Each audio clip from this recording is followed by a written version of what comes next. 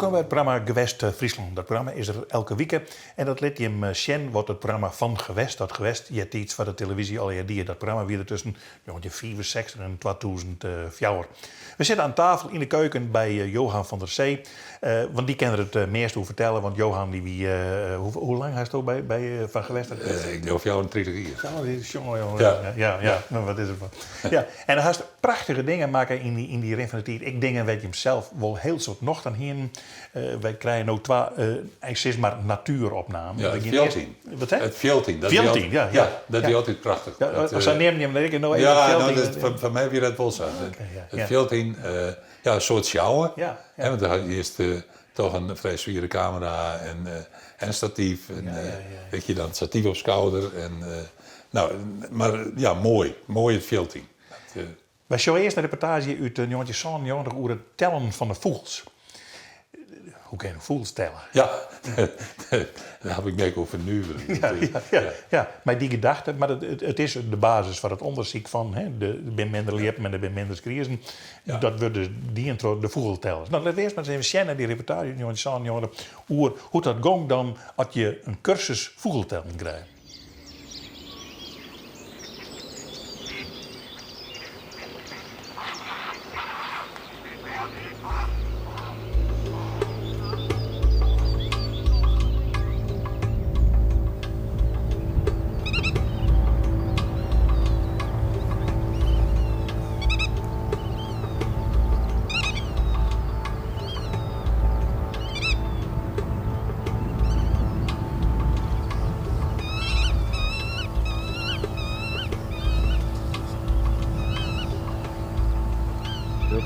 En een lurk.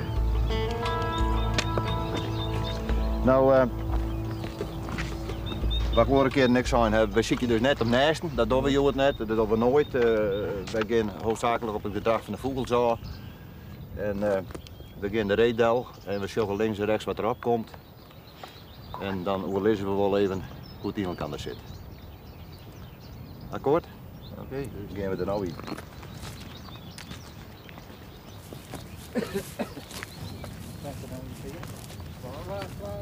Wat voor belang had dat bosbeheerder bij dat deze groep mensen hier het veld in ging? Zo'n bosbeheerder wil graag weten wat voor vogels dat er hier in het terrein. En daarom is het belangrijk dat er vrijwilligers zijn die dat doen. We kennen het lang net al hetzelfde van, het vergt een soort aan manhoorden. En er zijn vrijwilligers in alle dorpen en zo wat in de buurt van de vogelterrein die we beheren, die de gebieden inventariseren. Een trijpje is Maar ik weet net of we die gaan. Daar gaat die oren we Ja, zitten. dat is die lurk die is jong, die hebben we opgeschreven. Ja. We komen straks wel aan die kant. Dat doen we straks wel, dat moeten we even lezen. Hij staat er ook zo. Ja, dat weet ik net. Hier niet in een slop aanjeren, maar... Wat ben dat? Dat lijkt wel slop aan. Ja, dat mondjes binnen. Slop aan? Ja, met een paar mondjes slop aan. Even zien wat ze doen, wat ze hier bluwen. Als je nou om eens heen komt en ze bluwen in het gebied, dan... Even zien. Het lijkt erop dat ze hier bluwen. Mondje rondjes. Ja, ze maken rondjes. Nou weet ik net of die hier in de slop aan erbij is die hier ziet. Hier in Friesland, daar zijn een hoop vrijwilligers. En wij willen in Friesland het op deze manier doen. Dus je brengt eigenlijk het wetenschappelijke en het vrijwilligerswerk samen. Want het is een wetenschappelijke methode. Het is een wetenschappelijke methode. Veldleeuwen, kiewiet, een slop aan, mansje. Dat betekent van het mansje erbij maar een rondvlucht dat ze hier rondvliegen. Je hebt ze niet, twee slopaantjes. De gruto. Nou, en zo gaan we gewoon terug. Zo bouwen we er langzamerhand bouwen dit zo op. Je schrijft op kaart de aanwezigheid en het gedrag van de vogels. En je doet dat natuurlijk omdat het broeden van vogels, dat houdt namelijk van alles in. Dat is niet alleen het nest, maar dat is het vestigen van het territorium. Dat zijn de gevechten van mannetjes onderling. Dat is het behagen van de vrouwtjes, et cetera. Ouders met jongen, dat zijn dus allemaal gedragingen die laten zien dat een vogel ergens broedt. Ja, dan maakt het er niks uit dat ze nou op dat land broeden of dat land. Dat maakt het net uit. Het heeft allemaal aantallen die in het gebied zitten. Ze binnen er. Ja. Die skriers hebben opgeschreven. Ja. Oorzinga, Rugtron naar Jem. Oorzinga, maar even. Ja. Wat doe je nou precies? Wij schreeuwen nou op de vogels die je thuis jaren. We showen het gedrag van de vogels en zeggen we, dit is een territorium, je moet ze breeden. En dan komt het er net op aan dat ze nou hier liggen of 20 meter verder, dat maakt het net uit. Want we zien je de nesten net op. Maar hoe kun je nou weten dat deze vogels hier tussen zitten? Ja, dat is gewoon het gedrag van de vogels. Maar ja, dit zijn alle je mensen die hebben goede kennis van de vogels, het gedrag van de vogels. De beesten die hier alarmeren en je rondvliegen, die breien in dit gebied. Kun je deze mensen nog wel wat leren? Qua vogelkennis net volle. Maar het gaat erom om de mensen het systeem duidelijk te maken. Dat je zonder de nest te ziekje toch inventariseren kan. Daar komt elk jaar een rapportage van. En het materiaal dat is geschikt om, ik zou maar zeggen, eens in de 5 jaar analyses te doen. Hè? Dus dat je daaraan zien kan of dus bepaalde soorten vooruit gaan, achteruit gaan en waarom.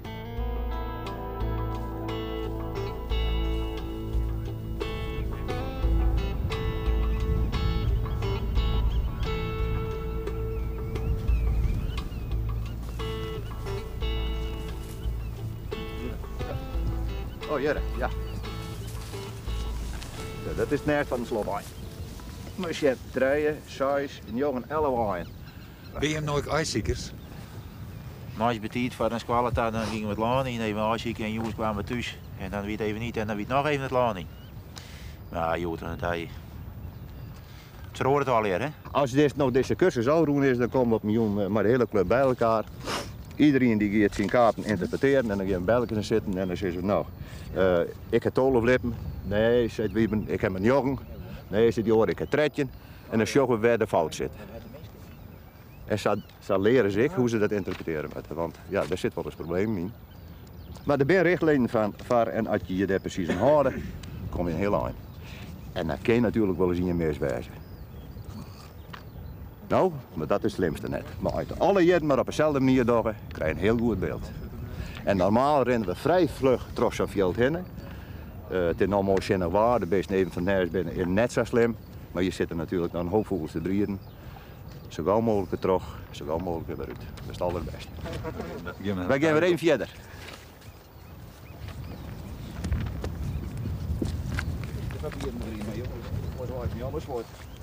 Het in het veld zijn is gewoon schitterend en je kan de mensen dus ook op een andere manier duidelijk maken hoe heerlijk het is om in het veld te zijn. Daar hoef je die eieren niet voor te rapen. Daar hoef je die eieren niet voor te rapen, maar door het eierzoeken zijn heel veel mensen in aanraking gekomen met de natuur. En dat is toch iets, dat moet je niet zomaar van de ene op de andere dag weggooien. Alleen, je moet niet alles op één kaart zetten. Je moet... Er zijn andere wegen. Een cursus vogeltelm. Ergens in de Wouden, bij Gietsjerk in de buurt. Ja. Ik heb een cursus volgen. Ik ben opgehouden voor het eindexamen. Dat is geen diploma. Ik heb geen diploma. Ik vind gokken. Het is puur gokken. Ja. Ja. Hoe kan je nou bepalen van... Die vogeljetjeren, Ja. bijvoorbeeld. Ja. Je rennen ze op, je stoten ze op. En dan zei iemand, die man zei... Hier, een pieplurk, schreeuw op. Dan zie ik helemaal niks van jet. Nee, maar zij kon de loden winnen, ook zo belangrijk. Ja, Die man. En ja, dat zo'n vogel daar dan tussen zit, die ken ik een passant wist natuurlijk. Ja, dat ken. Ja. Nou ja, we laten ze maar rustig tellen en dat is dan het onderzoek wat dienen wordt. We gaan naar de Oren natuurreportage, die komt uit 1980. Grosse flappen. Ja. Dat gebeurt niet meer, hè? Nee. Deed wie ik al, vroeger deden ze het om die gozen te pakken te krijgen. En nou mocht dat vanzelf niet meer. Dus ze waren ringen. Maar de man die dit van de Wal, van Rotterdam, die dat zijn hele leven. Ja. En eerst commercieel steeds maar. En later om te ringen. Ja. Erg maar Riep kom je in. Wat een machtige, mooie omgeving, hè? Ja, schitterend. Ja. Zullen we het eerst even een scène doen? Grosse flappen in Erg maar Riep in 1980. Dit schimmenspel in de vroege ochtend, ergens in de buurt van het Friese Akmarijp, betekent het begin van een dag ganzenflappen. Het is slecht weer, dikke regenbuien zo nu en dan. Maar dat is voor Minne van der Wal en 2 van zijn zoons geen reden geweest om thuis in Rottum bij Heerenveen te blijven. Nee, Dat ganzenflappen dat mag alleen in de maanden december en januari. Het is je grootste hobby. Nou, dan ga je. Elke dag. Weer of geen weer. Hij een aantal gozen hij uit het hok pakt.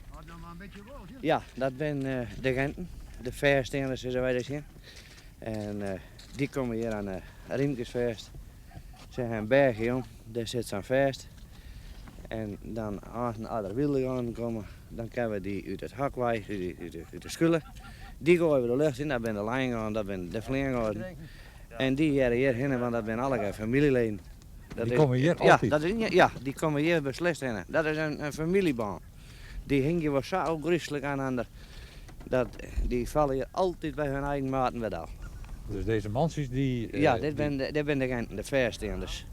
Die ben hier ja. En als je als wordt losgooien, dan gaan die hier altijd heen? Ja, die staan hier bij al. En dat is een hele familiebaan. Die hebben ze staan bij opgebouwd. Doet je hem, je krijgt onrenkaam, doe vliegen er wat gozen over. Wat doe je hem dan normaal als je hem hier al in de keet binnen? Nou, dan gooien we ze eigen lakkers uit. En die vliegen erheen en dan ouwassen ze. Wanneer de wilden maaien natuurlijk. Hè. En nou, die er bij Del komen, dan ouwassen ze uit zonder net erin en dan lopen wij. Het moet nu gebeuren. Er zijn wilde ganzen boven de schuilhut. Er kan een lokgans uitgegooid worden. We moeten wat onrustig heen en weer bewegen met de camera om het te kunnen blijven volgen. Maar het lukt. De wilde ganzen trappen erin. Er komen een paar naar beneden. Kom nog voor jou hoor. Mocht nog scherm in.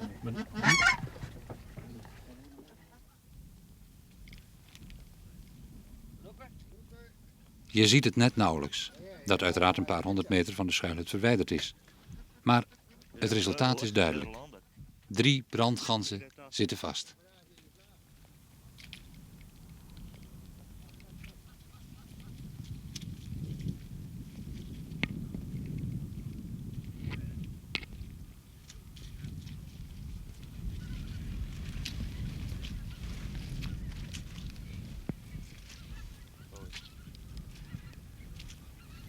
Even wat achteruit, meisjes. Maar even wat achteruit, dus houden wij wat ruimte. Ja. Dit is een brandgans. Pauwgorskes is in het Fries.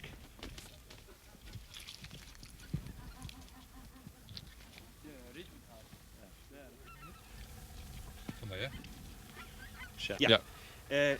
Dit beestje een beetje smarig is, dat komt door de netten, want ze bevangen op een wierte groen. En dat is natuurlijk wat smarig.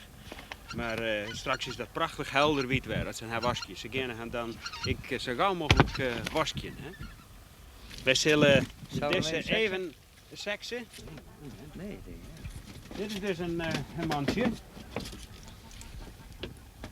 Er zit een soort penis die zit er tussenin. Dat is moeilijk te zien hè, voor een net ingewijde, maar dit is dus een mannelijk exemplaar. Hoe oud dacht je? Nou, die is ouder dan 2 jaar. Ja. Verder is het moeilijk te zien. Soms kun je zien dat het een hele oude is, maar dit is toch wel een die moeilijk te zien is, maar ouder dan 2 jaar. En dit is dus een kleurring. Wat nice, hè? Dat is wat nice, dat is een bepaald onderzoek dus. En dat keert omdat een student er een onderzoek in had, maar kleurringen. Hè? Dat is even wat moeilijk zo. Dan dus, krijg je een bepaald soort dat? Of, ja, deze die maakt dus links een groene hè, een witte hè, en rechts een groene. En waarom nou deze speciaal? Omdat dat voor dat onderzoek belangrijk is. Die mensen moeten dus op afstand zien kennen wat het is. Maar kijkers, ze kennen dus met telescoopkijkers dan zien welke leeftijdsklasse is, wat als het een mansje of een wifk is. Er is een bepaalde code voor. En de tijd van ringen wordt bepaald. En zo kunnen ze dus op afstand, ankem hier of letter, direct zien. Oh, dat is iemand die van deze groep, hè, die is toen en toen ringen. En is teruggekomen op een oorplaak of zo. Hè, dan kennen ze de hele... Over hier komen ze nou eigenlijk? Deze brandgorskes die gaan ongeveer naar Novo Sembla. Daar breeden ze. En elk jaar gaan ze dus heen en waarom. Hè? Dus 's winters dan komen ze hier weer heen. Ja, deze vlucht voor je. Zou je er maar Ja, zo al dit zijn we dan. Zet me daar weer. De verwaar.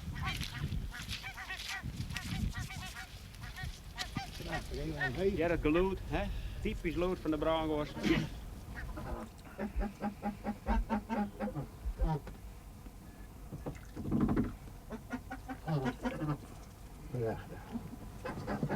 Stop.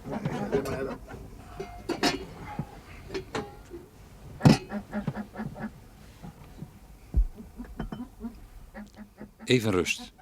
Het is al wat later op de dag en dan zijn er minder ganzen. In de vroege ochtend heb je de meeste kans. Nou ja, Minne van der Wal kan nu iets vertellen over deze bezigheid, die vroeger een vorm van jacht was, maar nu alleen nog maar voor het ringen mag worden gedaan. Als je de vleien joggen, dan weet je al dadelijk wat voor soorten het binnen. Hè? Nou, Sjen, ja, we jaren direct. We jaren dan het geloof direct wat het is. Ja, 41 jaar ik wel, als er een keppelbrand gaan, dan komt ja, want die vliegen weer heel over de kal. Maar de rijdt gaan, ik uit die hoek komen, dat jij ook een belekkelijke dat rijdt gaan winnen, of dat liedse rijdt gaan winnen. Dat jaren wij direct aan het geluk, nou. Wat voor gozen hij nog zelfs? Wij hebben oor net als de rijdt gaan en kal gaan. Die gebruiken wij. Oorsoorten voor de lagerij is er net. Nee. Hoeveel hij thuis? Nou, we hebben zo'n 30 aan mijn aan dat ding. Ja. Je gaat geen in de hoesen dan, hè? Ja, dat beestje is zo, dat is wel wat trein van ik hier al, die hebben naks in het hak. En daar is wat boeten in, want die moet een beetje extra past worden. Ja. Het is jouw lust en jouw leven ook, hè? Ja, nou, als mijn lust en mijn leven is, gaat ook. Het drinkt toch wel wat waarom, hè? Je maakt nog maar 200 ringen lopen. Ja, we maken maar 1200 ringen per seizoen. Dat is wel wat te min. Heb je nou het idee dat het langzaam maar zeker alweer ophouden zal? Nou, dat wil ik voor het net lopen, nee. Ik geloof net dat dat direct nog ophoudt, hè. Dat zou ik hartstikke jammer zijn, want ik moet maar zeggen, er is een enorm soort mensen die ervan houden en die hier erbij is komen te zien. Dan zou dat in één keer ouder aan werden, dat zou jammer werden. Mijn eigen jongens vinden het echt schitterend mooi, die zitten er poer vol van. Hoor. Het is een vak, hè? Ja, het is een vak apart. Ik moet maar zeggen, ja, het is samen net leer. Om zo'n stal op te bouwen, om goede lakkers te krijgen. Als er één keer uit is, moet ze er net op rijden dat ze er direct weer in hebben. Want dan hebben ze voor het ging aan waar die ze bruikbaar binnen. En wat is nou het moeilijkste? Hoe moet je zeggen? Nou, je gooi dan op een bepaald moment gooi je in ja, dat is nou maar kijk, dat moet je aanvullen. Ik moet maar zeggen, de ene keer lukt het en de andere keer lukt het ik net. Alle gaan wil ik net. Alle wilde gaan moet je net denken dat je die naar beneden krijgt, dat je die samen flappen. Dat is samen net leer. Maar ja, daar ben enkele dagen bij dan wel, maar daar ben ik dagen bij dan wel nooit. Dan kan je alles wel proberen, maar dan heb je geen sprake van dat het wel. Zit je hier wel eens een dag dat je niks vangt? Oh, meer dagen ga je niks vangen dan je wel vangen. Ja. Je gaat nooit je nog? Nee, het nog hier er net af. Dus hij en ik hebben vroeger al eens 3 weken hier staan, hebben we nooit een kans van. En nog net het nog trouwen.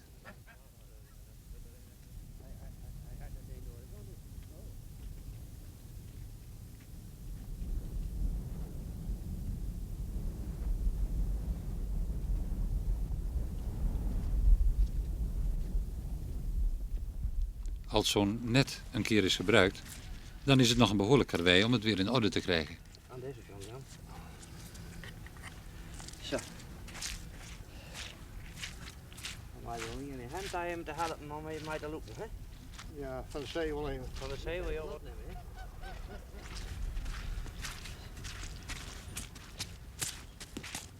Er staat nogal wat spanning op. De staaldraad is verbonden met de schuilhut.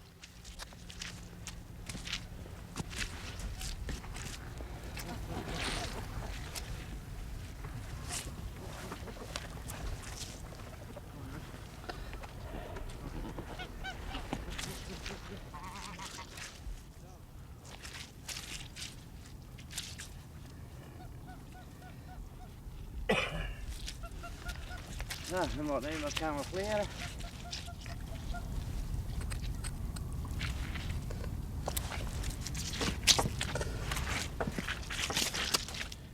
Dikke veren zorgen ervoor dat het net straks met een sneltreinvaart dicht kan klappen. En de hoopjes in het land geven aan waar het net aan terecht komt. Dus waar de vogels moeten zijn om te kunnen flappen.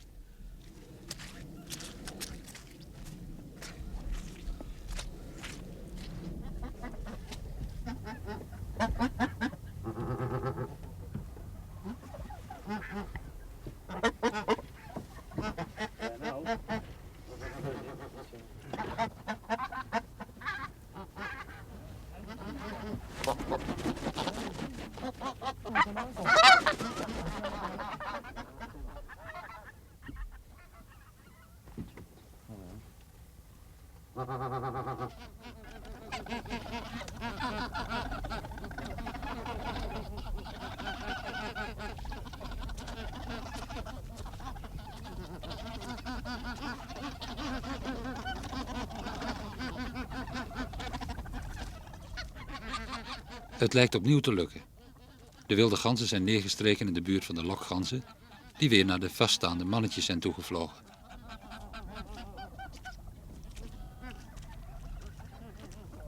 Ik weet het niet, ik geloof dat het er haast op ligt. Het moet nog haast werden.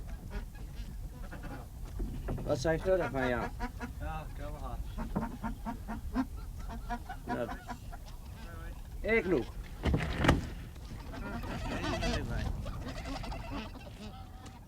Van der Wal heeft weer 4 ganzen om te ringen. Hij krijgt daar een kleine vergoeding voor, zodat hij zijn onkosten een beetje kan betalen.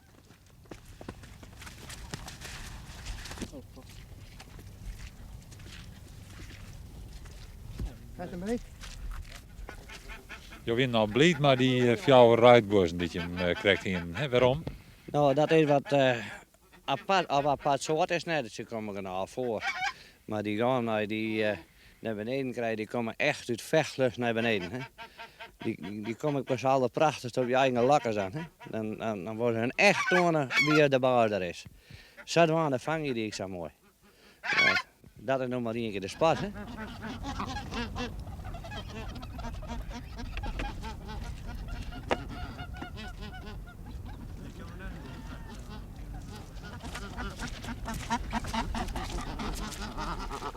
Nou, dan hebben we de kudde weg. De lokkers hebben hun werk gedaan. Ze kunnen terug naar de schuilhut. En het spel kan opnieuw beginnen.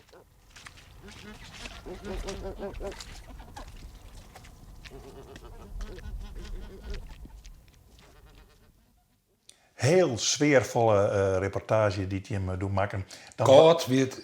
Ja, en je weet sjouwen nog. Anton stond weer naar het filmen, die kreeg een nieuwe camera en die moest elke keer weer in grote kisten. Dus die moesten we dan ook weer versjouwen, dat die Anton zelf van het grootste pad. Maar dat weer koud, maar prachtig. En spannend. Ja, spannend. Ja. En komen er gozen, slagen het maar die lokbozen en prachtige dag. Ja, en toen hingen die meesten die dat dien nog geen idee hoe volk was dat er nou in Friesland had zo'n. Want een goers wie doet wat zeldzamer dan zo is. Ja. Dus, prachtig gezicht wie dat. Mooi. Dat wie het programma geweest Friesland van deze week. Tak en weekend ben we er gewoon weer met oren prachtige dingen.